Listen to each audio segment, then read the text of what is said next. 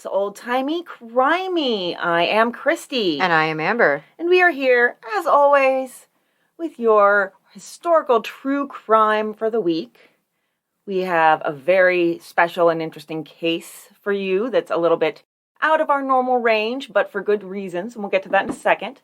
But as you'll hear later in the show, you should definitely be thinking about coming and joining our Patreon. We are currently investigating a possible serial killer in the 1910s in Illinois.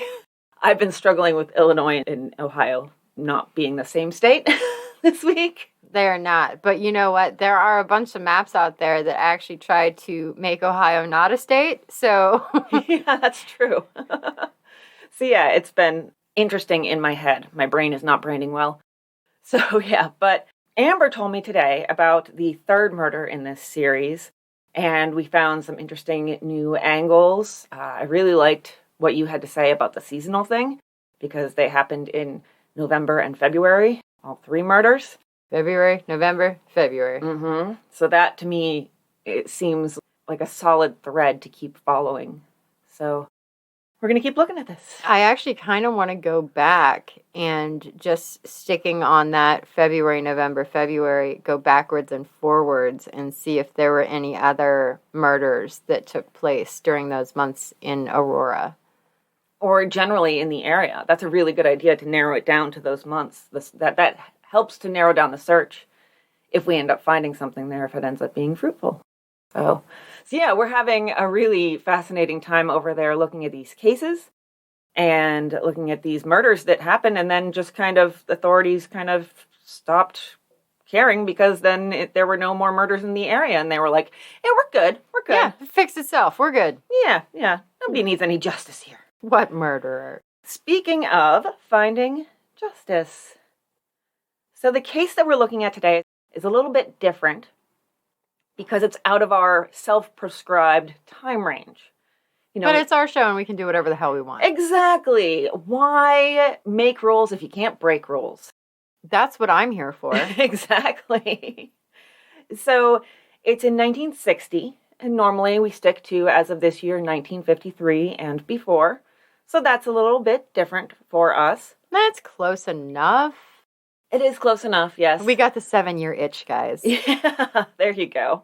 And so there's another aspect to this case that really drew me towards it, and it's that we can help do something about it, which we'll tell you about after we tell you all about the case, but that is so rare these days. I mean, you think about some of the unsolved cases that we've looked at, famous stuff like The Boy in the Box and Tem and Should and stuff like that. Things that everybody is sitting around like, okay, somebody come up with something. We have DNA now. And that is the case here, that we could, and you, our listeners, could help to find some resolution to this case. We can do it! Yes, we can. So let's talk about Nancy Eagleson. Let's. So in 1960, Nancy was 14 years old. Her parents were Dawn and Betty Eagleson, and she also had a little sister, Cheryl, who was 5. They lived in Paulding, Ohio. So Nancy was a high school freshman. She was said to be very friendly. And this was just a kind of a standard family. Don was a World War II vet. He worked at a bowling alley. Betty worked at a drive-in restaurant, which is it's all very 60s. I love it. It is very 60s. So I actually read in one article that Don had like a Monday through Friday job out of town, and he only worked at the bowling alley on Sundays because it was his brother's. Okay, all right. That makes sense. Nancy was pretty shy growing up, but she seemed to be coming out of that, and people were saying, okay, she's friendly, and she got her first boyfriend at age 14. Aww. They'd gone to the county fair a bunch in September, and then homecoming together the next month. It's all very pure and wholesome and sweet. I know. That is so sweet. Because, you know, especially back then, this was like a wholesome courting thing. My 6-year-old has announced to me that she has a boyfriend. Oh. He has not agreed to anything. Well, of course not. But she does not care. And that's going to be very telling for the rest of her relationships throughout her life. You're my boyfriend. No, I'm not. Yes, you are. Those are going to be some fun train wrecks. Yes, I can't wait. So his name was Joe. The article that I got that from was not available online on any of my digital sources. I saw it in a news video about this case and then proceeded to pause the video in order to try to read as much as I could from, they had it like on the screen, but like tilted and it was cut off at the bottom. And I also could not read Joe's last name. So I couldn't do much digging into that. He was on the football team. He ran track. It seems like he was something of a star on the track team, actually. And Nancy also did what so many teenaged American girls did, what I did, too. She babysat for extra spending money. And so the previous Saturday to the events we're going to be discussing, she had bought her very first pair of high heels. Aww. I know. Every detail is just too sweet. And she was going to wear them out and about on Sunday, November 13th, 1960, for the very first time. So the account of that day that we get, we've put together from a combination of both of her sisters, because there is another sister, Meryl, who comes along after these events. Her mother, who talked about it about 5 years later, and newspapers of the time and the following years. So, Meryl, her sister, tells us that Nancy went to church that Sunday morning with her Aunt Mary, and then she was wearing a gray plaid suit and a pair of heels, that very first pair. Some accounts said a black and white, but it can be both, you know. And she and Cheryl, who was 5, went to the movies. It was around 2 p.m. They went to a double feature matinee, and they walked there. That was about half a mile. One of the films that was showing was David and Bathsheba, which is stars Susan Hayward and Gregory Peck. And the David in the movie is David of David and Goliath fame.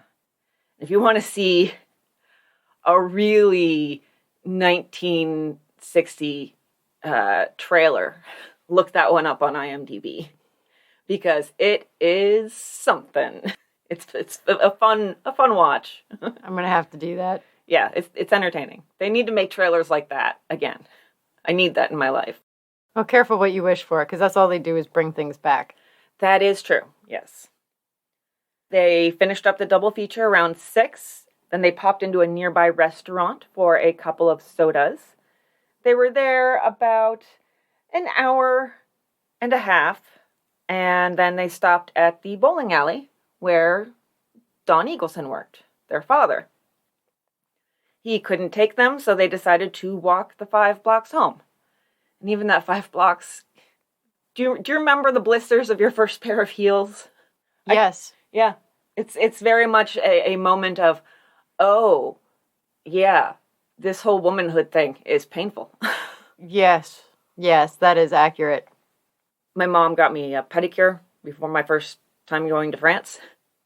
And once I was there and I bought a cute pair of shoes, some nice wedge sandals with little leather flowers on them, I learned that you should not get a pedicure before going on a trip where you're going to be doing a lot of walking, because they buff off the calluses. And the calluses keep you from getting blisters. My feet, after one day in those shoes, were basically just entirely blisters. Nice. Jackson had to give me a piggyback ride back to the hotel. So it's 7:30, thereabouts. This is November. We're in Ohio. Sunset would have been more than 2 hours before. It's pretty much fully dark at this point. Cheryl's account of the day, the evening at least, from the papers, says that usually they would cut across a field to go home, but they noticed a car following them, so they stayed on the street, maybe trying to stay closer to light, closer to houses, etc. That took them past what locals called, quote, the Spook House, which was an old abandoned filling station at the corner of the street where they lived, Klingler Road. There were also no sidewalks, and while the area was in the city limits, it's more of a village or a bedroom community with a population of less than 3,000 that year. It's funny because all the papers say 2,300, every single one. They must have all gotten it from either the same source or from each other. And yet the actual census has like 2,900. So 600 people just apparently Up and left. up and left, yeah. We have another mystery to look into, guys. We're going to find 600 people. So some accounts have the car being big and black. It slowed down, then pulled over. The driver asked the girls if they needed a ride. Nancy said, no, we're only a few doors away from home. They're about 4 to 5 houses away. So close it hurts. It physically hurts. So the man swings down the road, turns around, drives up to them again. He pulls up on the wrong side of the road and asks for directions. Cheryl said that the man got out of the car, walked around the front, and then grabbed Nancy's arm. Nancy fought back and ended up on the ground. And then Cheryl either jumped on his back or tried to grab his shoulders. He must have been I imagine probably getting down on the ground to lift Nancy up because she was 5. So how else is she going to jump onto a grown man's shoulders? But I love the moxie of these girls. You know, Nancy's fighting back. Cheryl's 5. The attacker hit Cheryl in the stomach and she fell too. I'm just guessing, I'm imagining probably an elbow. That's when somebody's on your back, that's probably your best bet, and especially if you're going to hit the stomach. Cheryl said, quote, as he stood in the car, he blocked the door. I couldn't see what was happening, so I jumped on his back. He threw me back on the ground. So she tries. They know they're in danger. The man then put Nancy in the car in the back seat. He got into the driver's seat and drove away, leaving Cheryl behind and Nancy's purse on the ground. Cheryl described him as about 5'8", kind of heavy set, quote, with a belly like Santa Claus. Oh, my heart. That hurts. Also said that he had horn-rimmed glasses and thought they might have thick lenses that made his eyes look bigger than they were. You know how the thicker, like, Coke bottle glasses back then. Mm-hmm. And she also thought he had a physical disability of some kind. Cheryl also reported that the man smelled like he'd been drinking. But the girl's mother, Betty, her theory later on is that what Cheryl really smelled was maybe chloroform or something like that, quote, which accounted for Nancy's submission after a frantic struggle, end quote, Jean Rockwell reported in the Lima News 5 years later. That would definitely account for that if we went from fighting to not fighting. And it does take a few minutes for chloroform to take effect. It's not as quick as you see in the movies. Yeah, and it's also not as certain, just a by the way.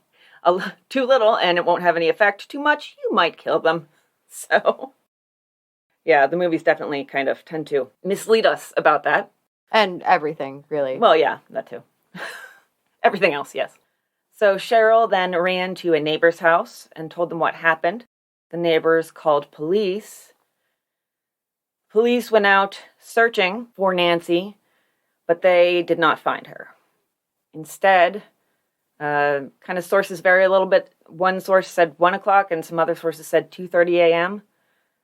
Some raccoon hunters were out and they found Nancy's body 8 miles northeast of where she was kidnapped. Police said the killer had made no attempt to really hide the body, and it likely wouldn't have been found for quite a while if not for these raccoon hunters. Yeah, so I believe her body was found about 100 feet off the road. Mm-hmm. So even though it was still in a clearing, unless you're in the woods, it's not something you're going to find. Mm-hmm. Every hunter has to know, after all the stories of hunters and children finding bodies, that if you go out there into those woods, there's every chance you might find a body. Yeah, absolutely. I'm sure they expect more like deer antlers, but it's, yeah. It does happen sometimes. It does seem to, yes. So Nancy was fully clothed, except for her undergarments, which were found nearby. The autopsy did find that she'd been sexually assaulted. And then the man, after that, shot her in the chin, and the bullet exited kind of towards the top of her head, forehead area. It was a small caliber. I think I read .32 caliber somewhere, and that kind of is important to know one way or the other. The coroner set the time of death around 9 p.m. So an hour to an hour and a half after she was taken. Here is the evidence that was taken from the crime scene by police for investigation in 1960. A bullet fragment from her skull, semen, her fingernails that were cut, and I just have to imagine from that it was... The clippings of her fingernails. Exactly, to check for any tissue or anything underneath them. Her purse and the contents of her purse. But wait, I thought it was left on the street. Technically, both are crime scenes. Okay, fair, yeah. And there was a letter. I don't know anything about what was in it. And money in her purse. The high-heeled shoes, of course. The dress she was wearing, which had blood spatter on it. The coat also had blood spatter on it. Her scarf and necklace, her bra and underwear, her garter belt and pantyhose, and hair taken from a tree branch around the place where the body was found. Oh. Now, police start looking into known sex offenders, and within 2 days of the murder, they're questioning a man named Robert Stovall. I just love the descriptions of him from the South Bend Tribune. A 17-year-old former mental patient, a psychopathic liar, and a goateed beatnik-type young man. Although the Chicago Tribune has him as 22, he had lied to the police about his age and then revealed his real age. Well, he is a liar, so... Yeah, and psychopathic liar at that. He's from Detroit. He was arrested at 2 a.m. Sunday in LaPorte, Indiana, in a car that was stolen from Chicago. He was wearing blood-stained clothes. And the way they describe these clothes, man, from the South Bend Tribune, the inside of the suspect's overcoat was saturated with blood, and his trousers were also covered. He claimed that the blood was from a bar fight the previous month. That doesn't quite add up. No. At all. He is questioned in relation to the Eagleson murder, but he's really more directly questioned in relation to another murder that happened that same weekend, this one in Chicago, the shooting of 9-year-old Gloria Kowalowitz. Now, her body was found in a forest preserve, so we've got woods again, partly disrobed. She'd been walking the 4 blocks to the 8 a.m. Saturday Mass at her church when she disappeared. That's just a 9-year-old walking to Mass and gets snatched off the street. I mean, there's too much wholesomeness. It hurts. Her body was found around noon, about 4 hours after she was last seen. And the forest preserve was 14 miles west of that spot where she was last noticed. And she was found 100 feet from the road, just as Nancy would be a little over 36 hours later. They also found her shoes and purse near the body. Oh, a little 9-year-old's purse. Oh. She had been shot twice in the head, possibly with a .32 or .38 caliber, but thankfully, at least in this case, the autopsy reported no sexual assault. This is right next to Nancy Eagleson's obituary in the Lima News. There's an article about the search for Gloria Kowalowitz's killer. It's probably the worst article placement I can think of. Right next to the obit, Stop doing that, old-timey newspapers. You know what, though? I feel like sometimes it gives you a little moment of, levity, I guess. I was reading about the one for the tiny, and then underneath that was how to cure constipation. Oh, yes. So I was like, you know what? I think I kind of needed that just to be like, okay, stop here. Everybody before 1950 and back further and further and further until, the point where the newspaper was invented, everybody in that time period was constipated. Everybody. Everybody. Are you low on energy? Yes. Why, yes. Yes, I am, newspaper.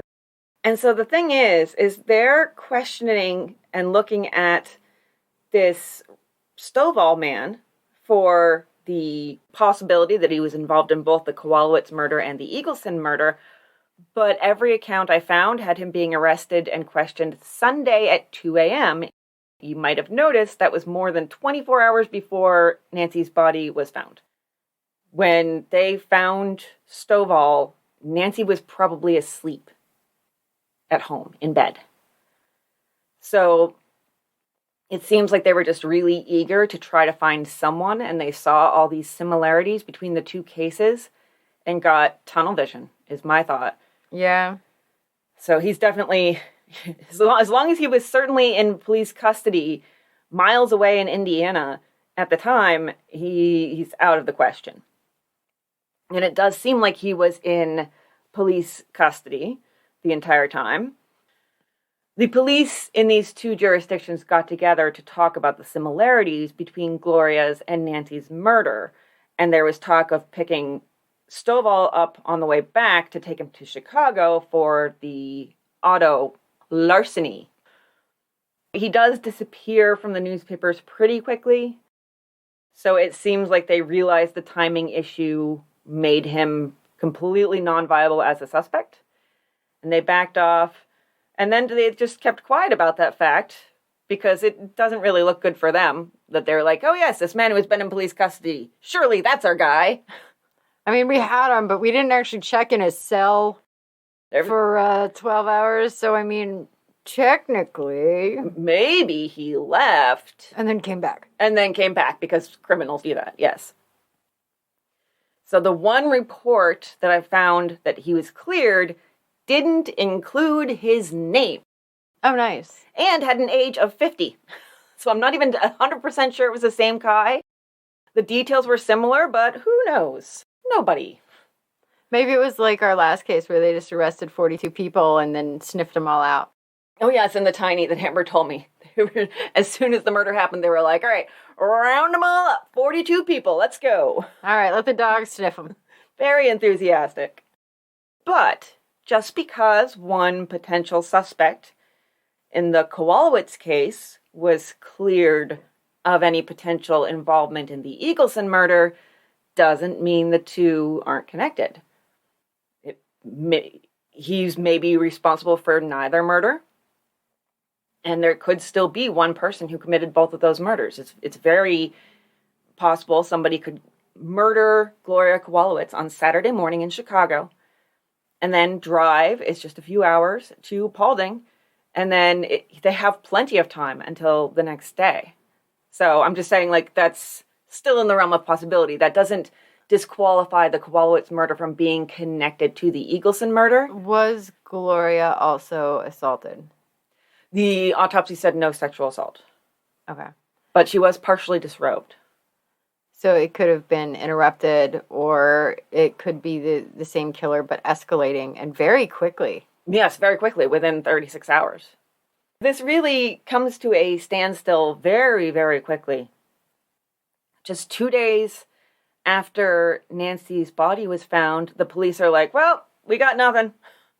They spent an entire day canvassing the area and going out and trying to find out, has anybody weird been around? Have you seen anything suspicious? And they just had nothing. Betty Eagleson said that the police did do a lineup, and they had Cheryl try to pick out the killer. She picked out a man and said, quote, that's him. But Mrs. Eagleson said that the police didn't put much stock in Cheryl's identification because she was young and obviously traumatized. Nancy was buried on November 17th. Over 500 people attended, including many of her classmates. And the sheriff, they're still trying. He had his men checking the cars of the funeral goers. There are around 100 cars. I don't know what, just checking any big black cars maybe? I don't know what they expected to find, but, may as well look. They start looking at people. And, you always start with the people who were around the victim. And so a friend of the family is Virgil Johnson. He owns a local restaurant, and the police are taking a special interest in him for a short period of time. His daughter was a year younger than Nancy, and the two girls were friends. The police interviewed him, and he's like, yeah, I heard rumors that you were looking at some local businessman. And they're like, yeah, you. That would be you. That would be really awkward. Yeah, it would be. Hey, can I get you a coffee? No, where were you on Thursday? He did give them his alibi. He had been at the theater with his wife at the time of the abduction.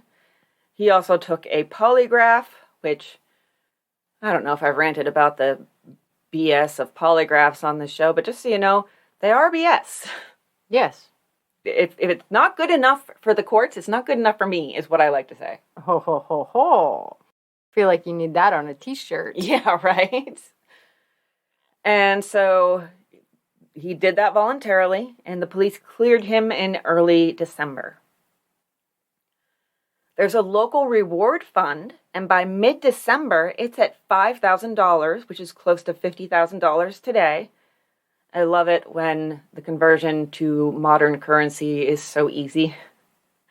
When it's like, just multiply by about 10, and you're good. Yeah, that's always nice. It started at $1,000 from the county prosecutor's office, and then people and businesses and organizations around town started chipping in. An article in the newspaper when it hit 5,000 obviously had a good effect, as 2 days later there was a new article stating that the reward fund had increased to over $6,500. So, just a little something to put into your mind, how putting a case out in the public and being part of sharing it with other people and making sure it's more visible can draw more attention and draw more resources to it. Just something to keep in your head. Just something to keep up there. It's not foreshadowing or anything. Not one bit, no. I just randomly would like you to remember that for no reason. 2 different men with histories of criminal charges were looked into, but both were cleared. Both would go on to be eventually convicted of similar crimes, and one of them was executed. Oh, wow. Yeah, but it seemed like just a brief look-see at these 2 guys and then clear them. Well, back in the day, though, they did kind of believe anybody that said they had an alibi as long as they had somebody else to back them up, because I made Christy practice. She was with me, officer. Oh, the day that I have to say those words will have been a long time coming. Right? So in March of 1961, the police start looking into another man. That is 30-year-old Thomas Ball, who lived in a nearby town to Paulding. He was arrested on suspicion of assault after a 20-year-old woman came forward and said, he assaulted me. But he was also cleared of involvement in the Eagleson murder. Probably one person said, he was with me. Yep. And everything was really quiet after that. It is so amazing to me when you see a case lose steam and traction, and you can tell just by scrolling through the newspaper results, the search results. You look at the dates, and all of a sudden the dates start getting further and further and further apart, and this is completely stalled. So 5 years after the murder, Mrs. Eagleson spoke to the Lima News in a retrospective about the case. That's where I've pulled some of this stuff. She said that Cheryl remembered the night of the murder still and was still very afraid. I mean, that is incredibly traumatizing. Oh, I bet. They had tried getting her medical treatment, didn't help as much as they had hoped. They even tried hypnosis with a doctor. They said that the first 2 treatments seemed promising, but the third was a failure. Poor thing. And what Mrs. Eagleson said about her daughters, quote, Cheryl loved Nancy. They were inseparable. But Cheryl has changed now. She isn't a loving child anymore. She's afraid to get close to anyone emotionally for fear she might lose them as she lost Nancy. Oh my goodness. It is heart-wrenching. And so regarding her own response, Mrs. Eagleson, and her husband Don's, she said, quote, I can talk about it now, but Don doesn't say very much about it. It really broke him up.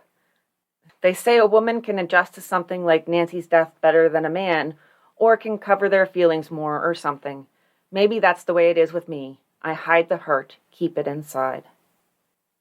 She said at the time that she felt the police had done the best they could do. As for theories, she felt pretty strongly that the murderer was a local because it seemed to her like he knew the area. She thinks perhaps the killer, or thought perhaps the killer, saw Nancy and Cheryl having their, sodas in the restaurant after the movie and then stalked them. But I feel like with it being such a small town that Nancy would have recognized the person if she knew him. I mean she's only 14. If she did know him, she might have recognized him. Because even the house that Cheryl ran to was somebody that babysat them. This was a really close-knit community. Mm-hmm. Yeah, the family is pretty certain now. I've been in contact with their public-facing person who helped me out some. And they feel pretty strongly that it was both a local and somebody who knew Nancy. Oh, wow. So it could have been somebody who knew her, but she didn't know very well. She's a teenage girl. She's starting to have her own life and everything. So I don't know. That's all, of course, rampant speculation on my part. But that just seems to be the family very strongly thinks that it was a local. Well, yeah, because, this is a small town, and I don't think it's, a town that really gets driven through. Mm-hmm. And if it's dark, even if she can see him, she might not recognize him. Yeah. So if she does know him, it might be a case of it's dark, there's no light in the car, there's no light on the street, and, you can very easily disguise your voice. And she might not have even had enough time, if it was in fact chloroform that made her, stop fighting back. She might not have even had enough time to really register. Yeah. And also think about seeing people out of context, Oh, that's true. When you're young, especially when you see a teacher out at the store. You're like, you don't live at school? What? Yeah. I thought you slept under your desk. That is a good point. That is a good point, is seeing somebody out of context, especially in the evening at nighttime when you can't really see anyway. Mm-hmm. It is very possible that she wouldn't have even put it together. And it definitely, didn't have very much time to put it together. It seemed that at the time, Dawn Eagleson thought the killer was from out of the area, staying in a motel maybe, quote, a hunter who, and this is from the newspaper article, a hunter who committed the crime on the spur of the moment, melting back into his home region when it was over. The county sheriff said in the 1965 article that he was pretty sure the killer was from out of town, quote, the man is sick. He can't help himself, and he would have killed again. We would have had another slaying on our hands if he were a local man. Which could be, but you've got cases like, all right, to bring up the famous serial killer, Israel Keys, all right? He normally would go out of his home area to commit his murders. And what really got him caught was working in his home area.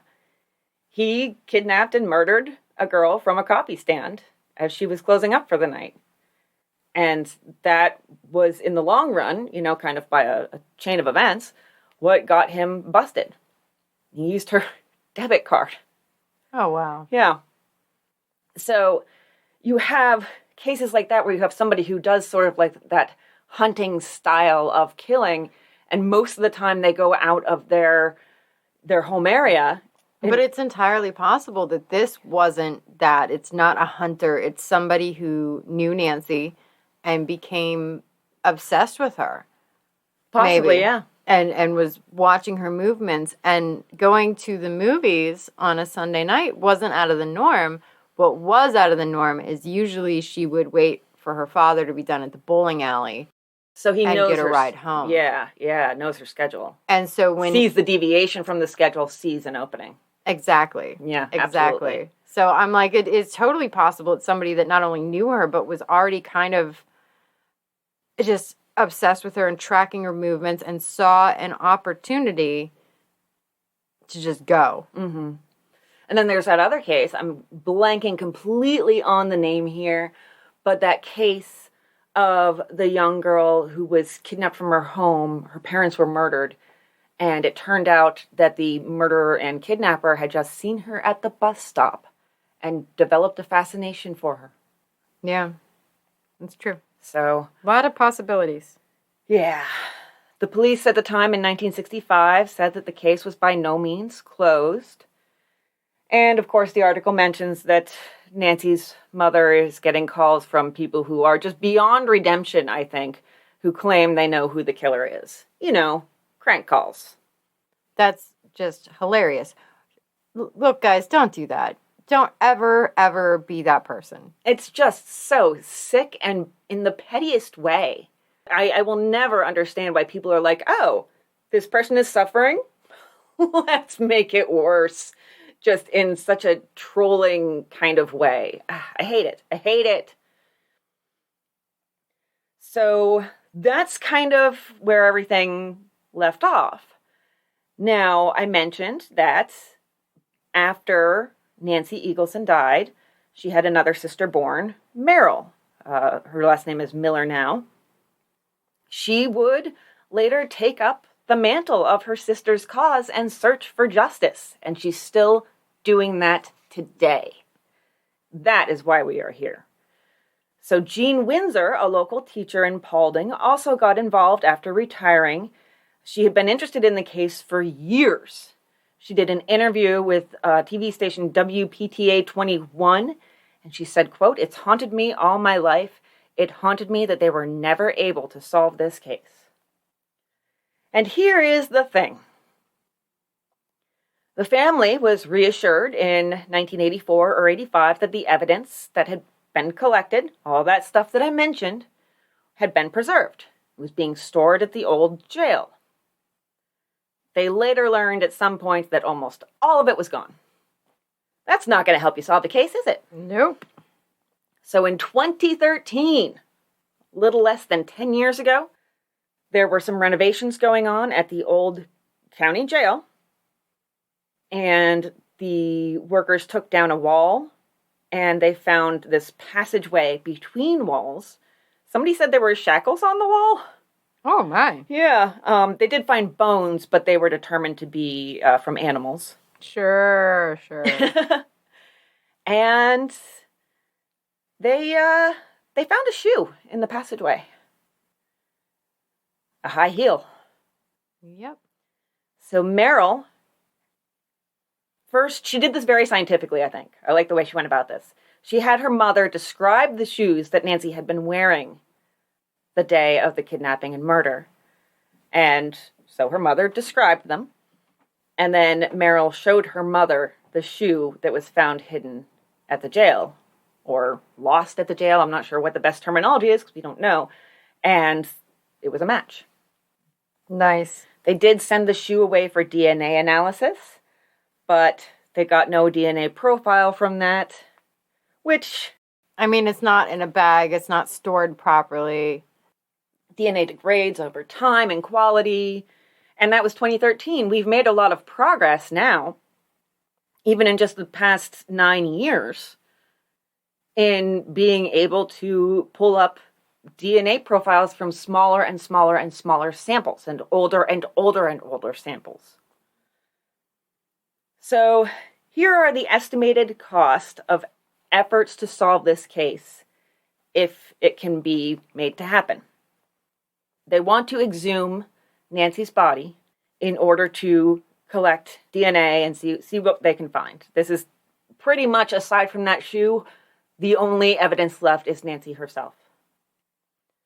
So that would cost for exhumation and reburial, $10,000. For use of a forensic laboratory, $2,000. For examination and evidence collection, $1,500. Lab fees to search for DNA, that'll cost $10,000 to $20,000. Genetic genealogy to, if the DNA is found, use that DNA to track down someone, $10,000 to $15,000. So the totals run from $33,500 to $51,500, depending on all those variables. I mean, when you have like 10 to 20,000, there's a lot of room there. Yeah. And so there is a GoFundMe. They're trying to raise $50,000 in order to at least try to solve this case. And this is from the GoFundMe page. Quote, "In all likelihood, these estimates are low, and there will be other unanticipated costs.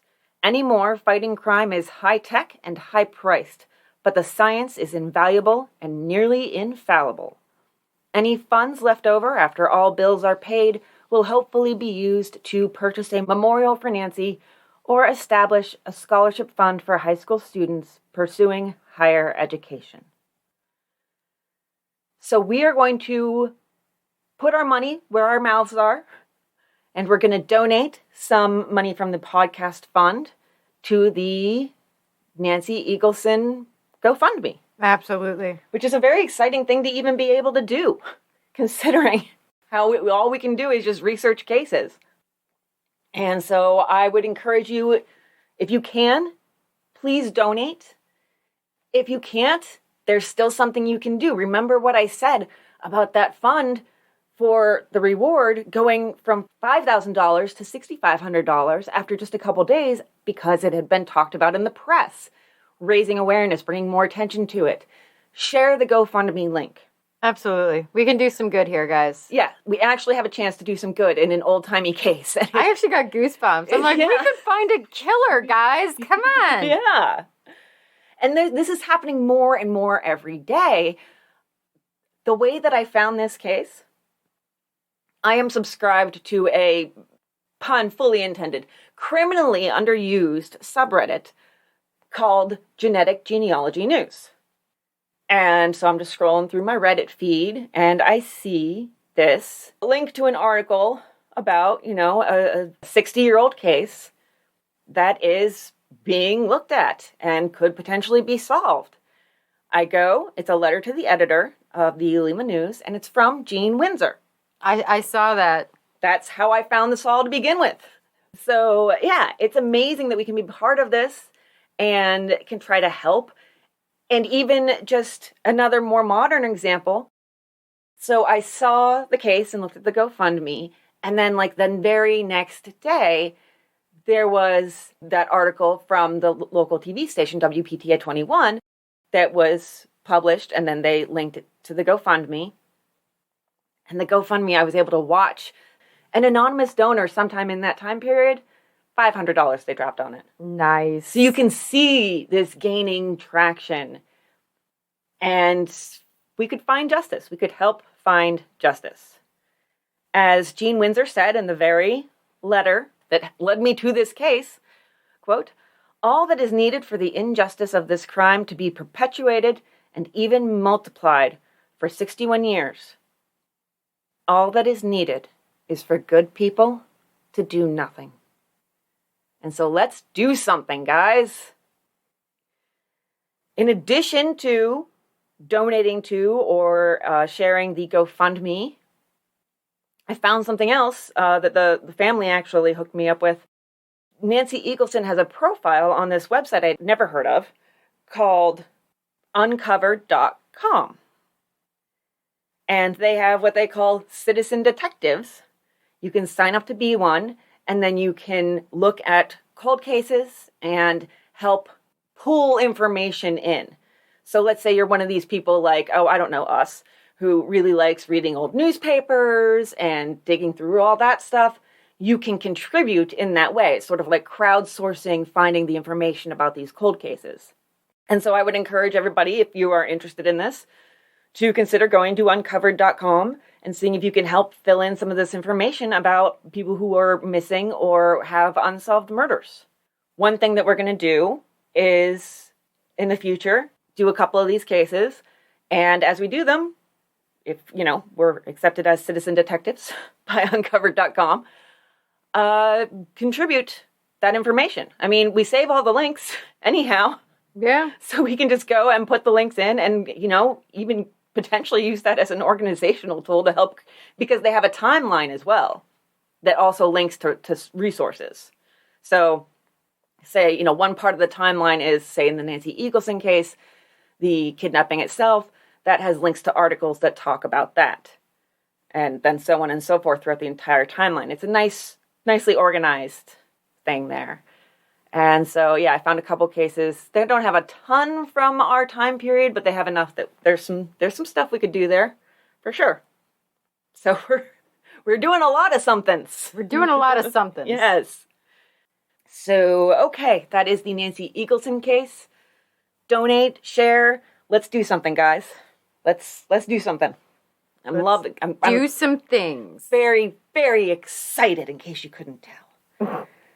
So, okay, I found some recipes. Oh, no. And then today I got an email with a recipe from one of our beloved listeners.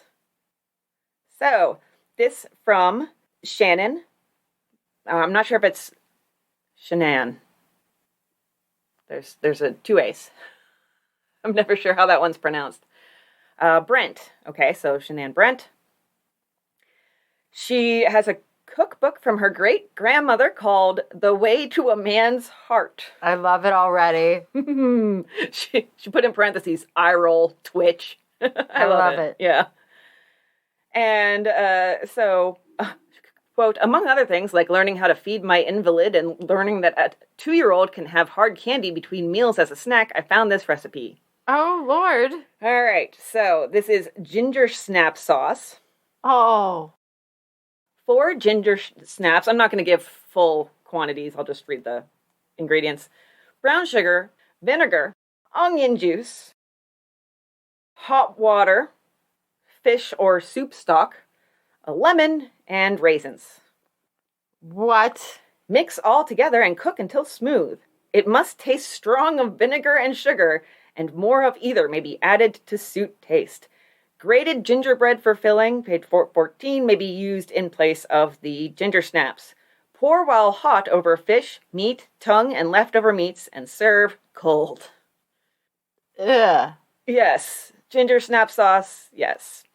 And Shannon said, I mean, who doesn't love a good ginger snap, lemon, onion, fish sauce with raisins or something?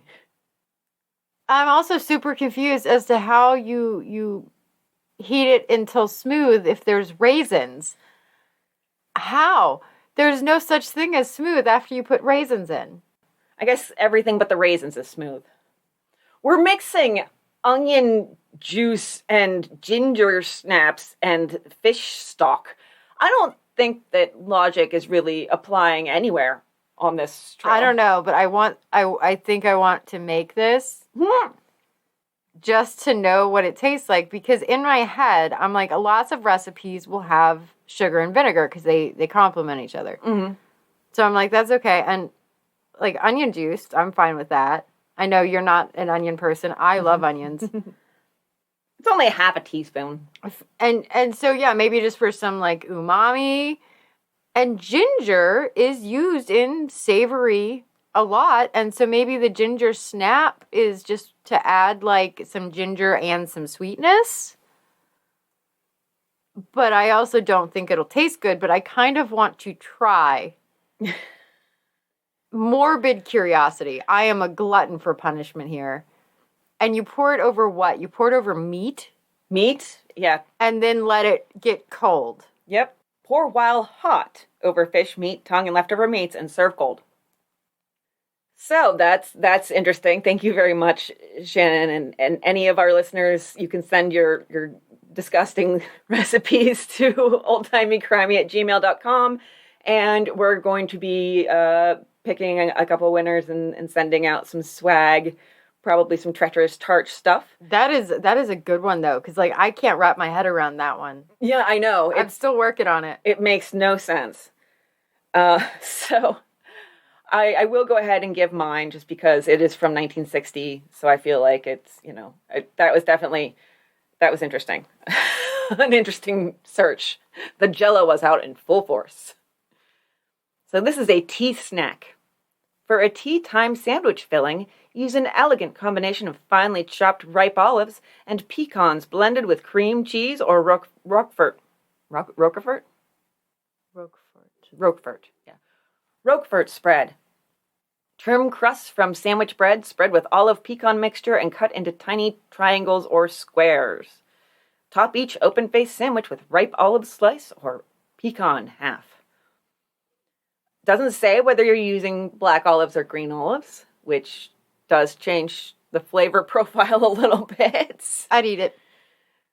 I just don't know about cream cheese and olives and then nuts. We might have to try this. This is probably one of the easier ones. I would absolutely eat it. Okay. I would absolutely eat it because in my head, I'm like, I bet that tastes really similar to those Asiago stuffed olives that we used to love. Oh, we did love those. Oh, yeah. Those were delicious. Oh, those were so good. I think we need to have a tea party. We do need to have a tea party. We love spilling the tea. We really do.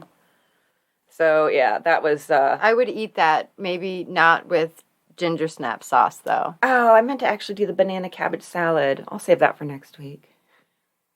Banana cabbage. Banana cabbage salad. Because I found like 3 of them. And I thought, oh, that was good. But one of my other recipe clippings was covering the banana cabbage salad. So next week you can look forward to hearing about banana cabbage salad. The one that did not win was just very plain.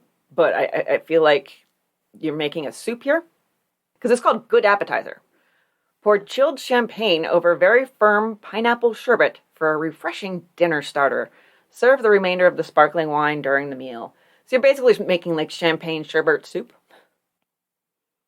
So I'm down with that, but I'm going to switch it to raspberry sherbet, and that is what I call the champagne ice cube. That sounds great. I like it. So yeah, that one I just put in there because we will also do that at the tea party. Yes, we'll have some champagne sherbet. Yes. So, all right. Thank you, listeners. The usual stuff. Everything you could possibly use to support us or say hi or whatever is down in the show notes, all the various links. And we do appreciate even just giving us your ears and brains and hearts for, an hour to 2 hours every week. It's very much appreciated that you choose to listen to us. And I really, really would love to see some action on that GoFundMe. I'm excited. I'll be watching it. I, too, would love to see some action, guys.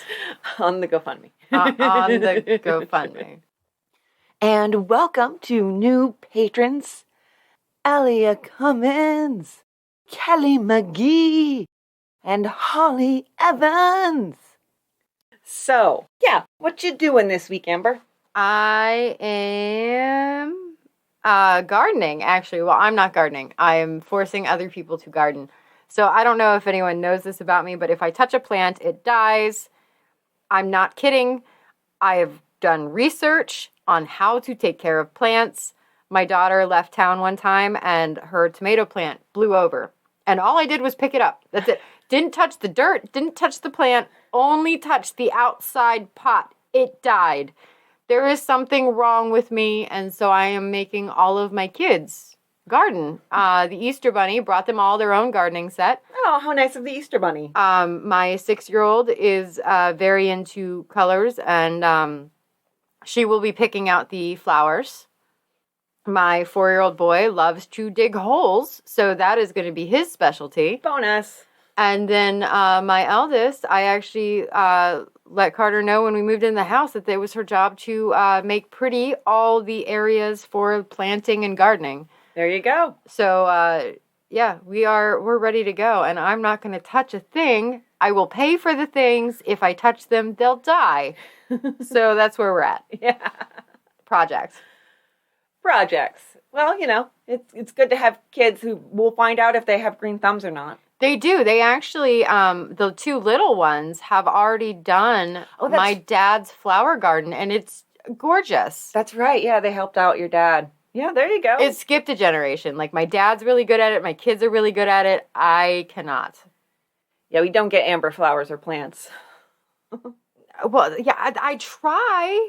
I do try. It's not something I can do. I know my limits. And that's very good. It's very important. What are you limits. doing this week? I'm probably going to be in the bath a lot because I think I, strained a muscle, coughing from my wonderful allergies because the pollinating has begun. The pollinating. So it hurts a little bit. And yeah, I'm probably going to be in the bath a lot. I have acupuncture this week. So we'll keep on seeing how that's going. You should really take a picture while you're in acupuncture because I want to see you look like Pinhead. Yeah, they haven't done anything on my face. Oh, okay. It's all been on my back and my legs. Huh. So I haven't, which is fine with me because I don't have to see it. I'm a little disappointed. Well, I am considering seeing if acupuncture helps out with seasonal allergies. Ooh-hoo-hoo. So maybe I won't, in the future cough myself into injury. So maybe for allergies, they'll put them in the face. If they do, I want a picture. Just saying. Of course I would send you a picture. It's hard to take a picture when you're laying on your stomach and somebody's shoving needles in your butt. It's lower back, so butt gets involved there a little bit. Yeah. So, yeah, that's what I'm doing this week. And I also have downloaded a bunch of books from Scribd. I just kind of went crazy the other day, and I was like, I want to read that and that and that and that. So I'm going to be doing a bunch of reading. All the books. So, all right. That is our show this week. Listeners, thank you so much for tuning in. We will see you next week with more historical true crime. Good telling of bad stories. How about that? Good telling of bad stories. I like it. And just, for our piece of advice this week, maybe don't try to claim that the blood on your clothes is from a fight a month ago. Yeah. Nobody's going to believe you. And if it is, think about maybe changing your laundry routine. Yeah. Yeah, just a little bit. So, okay. We'll see you next week. Bye. Bye.